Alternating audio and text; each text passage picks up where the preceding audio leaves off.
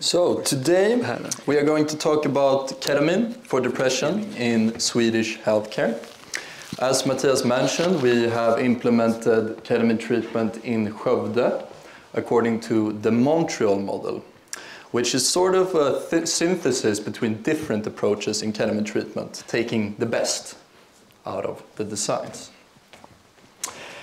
So, some background here. Ketamine is a medicine with diverse applications in modern healthcare. Usually it's being used for anesthetic purposes or in anesthesia. And also it's being used for analgesia, pain-killing purposes, and now recently, or mostly recently, for depression or treatment-resistant depression. And it's in sub-anesthetic doses, so we're not giving the same doses with ketamine as we do with in anesthesia. Instead, we give about maybe 1/10 or 1/20 of a dose to these patients. And a nasal spray containing S-ketamine, a form of ketamine, is approved since 2019 here in Sweden.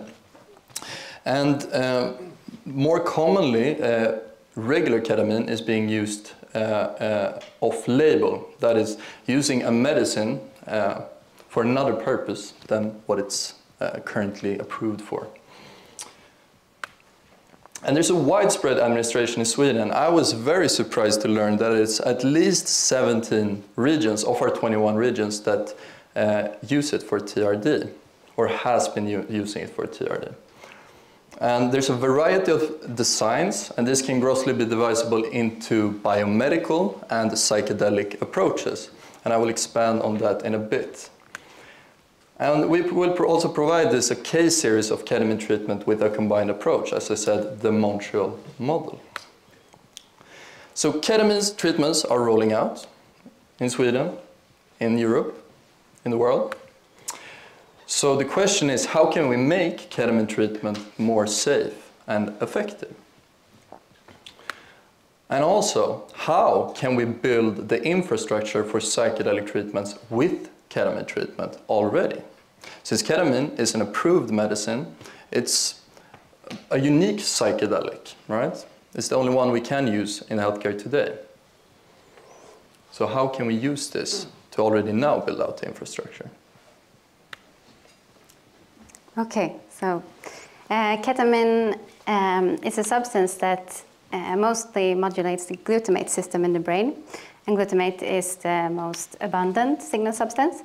And it does this primarily through antagonism on the NMDA receptor. But ketamine also has, it binds to many different receptors in the brain. And earlier we would say it's a dirty drug due to this, but now we just say it has a very rich pharmacology. But one that I think is important to mention is that it also has opioid agonism. And ketamine disrupts the higher order brain communication, so it changes how the brain communicates acutely and afterwards. And this is similar to with serotonergic psychedelics, classical psychedelics. And it also promotes the neuroplasticity, so how the brain can change, which is very good for therapy. And ketamine has acute subjective effects, and these are variable and very context dependent. But similar to other psychedelics, it changes perception, emotion, and cognition, but also consciousness, as it can be used as an anesthetic. And ketamine has an it's a good antidepressant, which has been shown in large studies. I know Puja was here talking about this study, CAT-ECT, where ketamine therapy was compared to ECT in a large study in Lund. And also on the right, an American similar study with a large population of more than 200 patients. And it has been shown to have a good antidepressant effect, similar to ECT.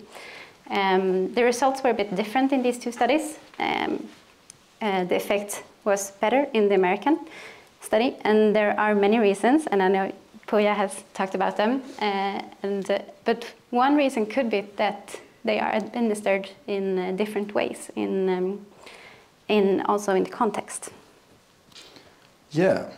So to understand these two different approaches, or the different designs to ketamine treatment, we have to go back in history. So ketamine actually has a very interesting history, at least I would say, as a ketamine researcher. It was synthesized in 1962 as a safer alternative to phencyclidine, which is usually called angel dust in recreational contexts, right? Not in healthcare though, haven't heard it. So it's been primarily used as an anesthetic agent, but also as an analgesic, as I said before. So to make people unconscious or to make them not feel pain, right? And it's very effective and safe for these purposes. So it's usually used in like emergency situations. In an ambulance, for instance, when you come to a car crash or accident, then they would administer this maybe to these patients, right? But there was a problem in 1962 when this researcher, Edward Domino, synthesized ketamine. It was like, they feel as they have no arms or legs, like floating on clouds. I talked to my wife and I said, honey, I'm dealing with this goofy compound, beautiful anesthetic, but it gives people a high. So, this is sometimes referred to emergence delirium, which usually happens when patients come out of anesthesia. They have these profound psychological experiences, right? Usually very, very distressing and horrific, right? And the subjective effects are largely, in this context, described with negative valence, like psychotomimetic, schizophromimetic, like mimicking psychosis or schizophrenia. And there's a general aim to minimize ketamine's subjective effects in this context. So, from this sort of field of anesthesia came this study in the early 2000s. So here we can see 8 patients receiving, is a crossover design, so they both received both placebo and the active dose. And then we can see, I don't have my laser pointer, but the different time points there, they're at like 8, 16, 36 and 72 hours. And we can see that it's a statistically significant antidepressant effect in the ketamine group, right? So this was a hallmark study because when this came, it started a new field, right? And in this study, when I read it, it has sort of a negative priming of subjective effects to the patients. They say like you might have some cognitive disturbances and distressing experiences, right? So this was the priming they received. And it's very sparse descriptions of subjective effects in the article. They say profound and transient cognitive deficit and euphoria as evidenced by the increases in BPRS scores. It's the only one I've seen in the article. And there's no description of treatment environment or therapy. Right, so a little bit earlier, this crazy Russian guy, Krupitsky, Dr. Krupitsky, he was at Leningrad Regional Center for Alcoholism and Drug Addiction Therapy. I shouldn't say that he's crazy, but he what he did was he administered patients huge doses of ketamine, still sub-anesthetic, but like 4 or 5 times the dose you see in these other studies, right? So he was administering them intramuscularly and then did therapy with the patients. And the subjective effects in these articles are described in a very different light. They're described like dreamlike, insightful, mystical, transformational. So here ketamine is described as a psychedelic, right? And now more recently, probably much thanks to the research on psilocybin, which uses a lot of like questionnaires to measure different subjective experiences, we are seeing more psychedelic subjective effect constructs, right? That's being correlated with the antidepressant response.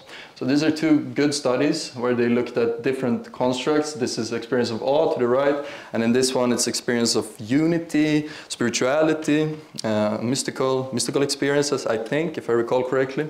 And these are seen to be positively correlated with antidepressant response, right? So if you have more of these experiences, you tend to get better results. So, to summarize a little bit, if we grossly divide these two approaches to ketamine treatment, we have the biomedical approach, which focuses on ketamine's pharmacological and neural effects as the primary mechanism of action, where the subjective effects are often viewed as side effects. And proposed mechanisms include increased synaptogenesis, so formation of synapses, glutamate modulation, enhanced metaplasticity, that is readiness for change in the nervous system, and activation of a certain serotonin receptor that's very prominent in nucleus accumbens in the reward circuit. So we also have the psychedelic approach, right, which is more focused on subjective experiences as the central to the therapeutic effect. So ketamine enables therapeutic experiences of insight, emotional expression, and cognitive restructuring. And these experiences can then be integrated into behavior change. So what does this mean for the design of the treatment, to have these different perspectives? Well, in the biomedical approach, the experience is minimized or managed through distraction and, if needed, sedatives, commonly benzodiazepines. There's often a standardized dose of 0.5 milligrams per kilogram over 40 minutes, received in an infusion, 6 infusions over 3 weeks. Medical staffs are nearby and check in on the patient periodically, and the goal is symptom reduction. And in the psychedelic approach, there's an experiential consideration. As probably many of you know, we have the concept of set and setting that Timothy Leary came up with a couple of years ago. And here we're looking to help the patient form an openness to experience, a mindset that can sort of foster the patient to meet these experiences with a curious mindset, right? And then we also have the setting component, which is more focused on the environment, the direct environment of the patient, and what music is being played. They have eye shades, what persons are in the room, right? And then we have a more flexible dosing with fewer sessions, a dedicated sitter or therapist who's present throughout and adapting like what type of sort of therapy or presence they have. And the goal is psychological insight and transformation. So, comes to the Montreal model, which uses sort of both these perspectives, where from the biomedical standpoint, they're using a standardized dosing, usually over 3 to 4 weeks, and also realizing the neuroplastic effects of ketamine, or acknowledging them, and using behavioral activation as an intervention to incorporate new lifestyle changes that works well with the upregulated plasticity, that's readiness for change, right? So, and then you also have this more rolling preparation and integration that you've talked about before in the psilocybin treatment, right? So you have this rolling, it's a very, I know, it's a very like messy, but beautiful model. But each treatment session, they're using that like when they come in to have a new sort of preparation for the new session, and also to integrate from the last session. So, yeah, I will not go into this too much. I could talk about this for the rest of our time, but that wouldn't be nice to you, Alexandra. You have something to say as well. Right. Yeah, but music and mindfulness, very like psilocybin-assisted therapy, but also having this sort of standardized dosing that we're seeing in this more biomedical approach, right? And concomitant conventional psychotherapy, evidence-based psychotherapy. Yeah. Yes, so according to Dagens Medicin 2024, 17 regions are administering ketamine in Sweden. I've tried to reach out to my colleagues to ask about how they are doing this, and it's been really hard to find data. It's mostly used off-label, as we said in the beginning. So, and the follow-up is not systematic in any way.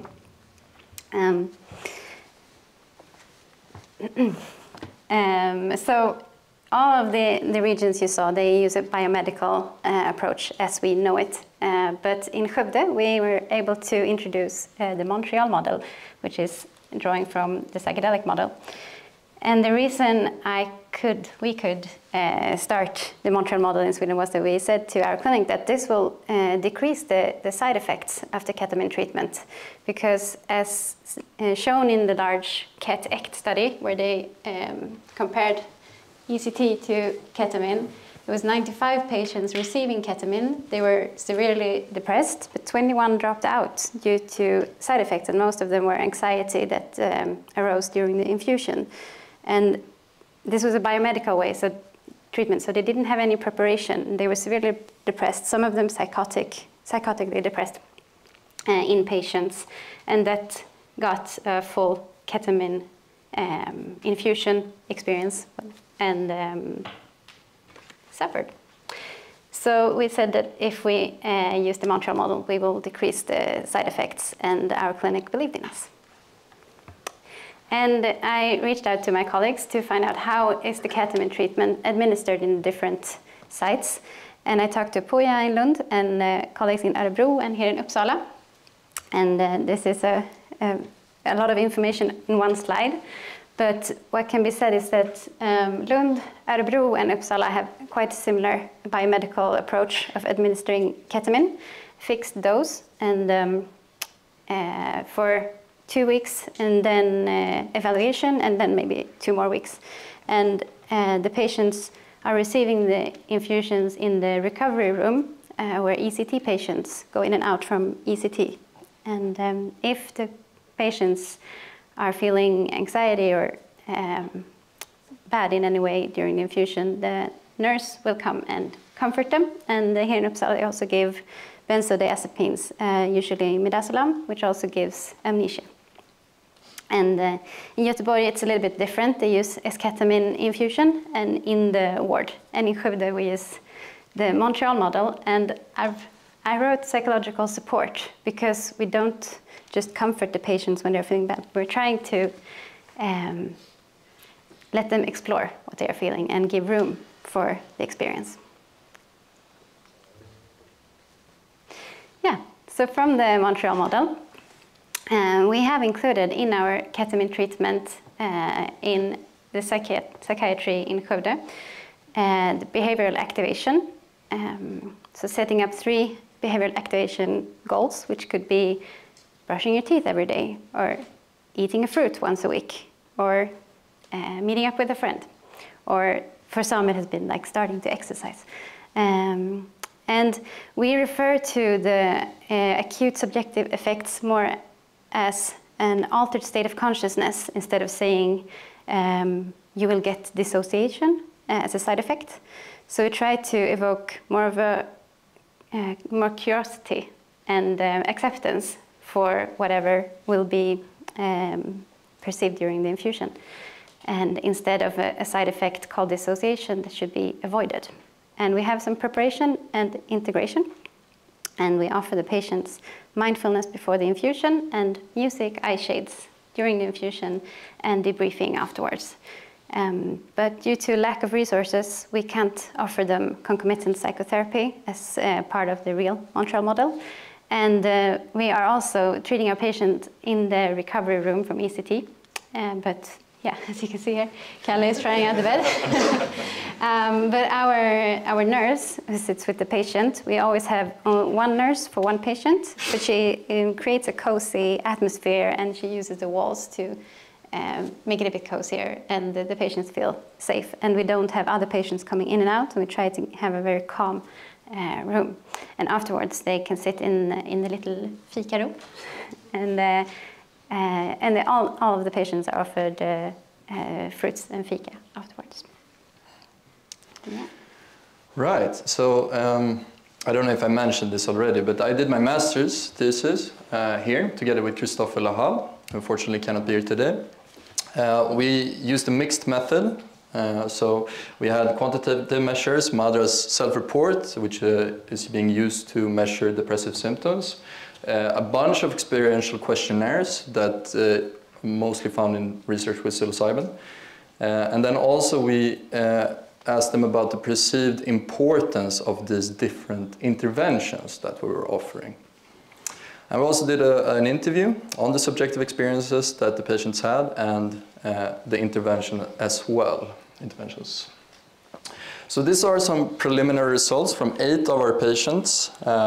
It's currently ongoing, this study.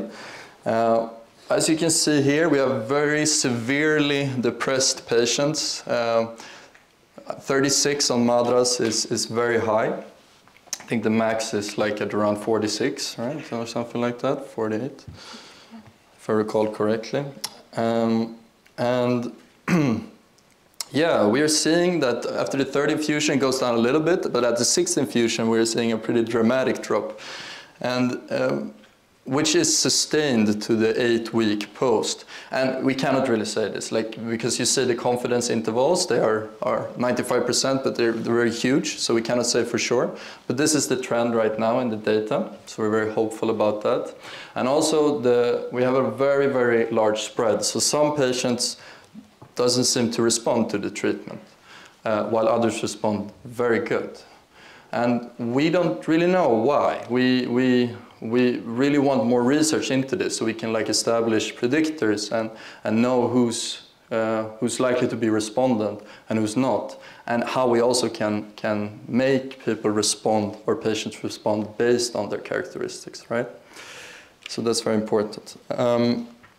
And the adjunct interventions, so these were very appreciated by the patients when we asked about them. And the music and the psychological support were rated at 9 and 8.8 respectively. And the patients described the music as being guiding, and some were saying that it was half of the treatment, just listening to the music. And almost everyone listened to the pre-made selected playlist, but a couple of patients have chosen their own music as well. And the psychological support, they usually talk about you, Alexandra, and they talk about Charlotte, our amazing nurse down there, how important it was that they were present throughout the treatment, right?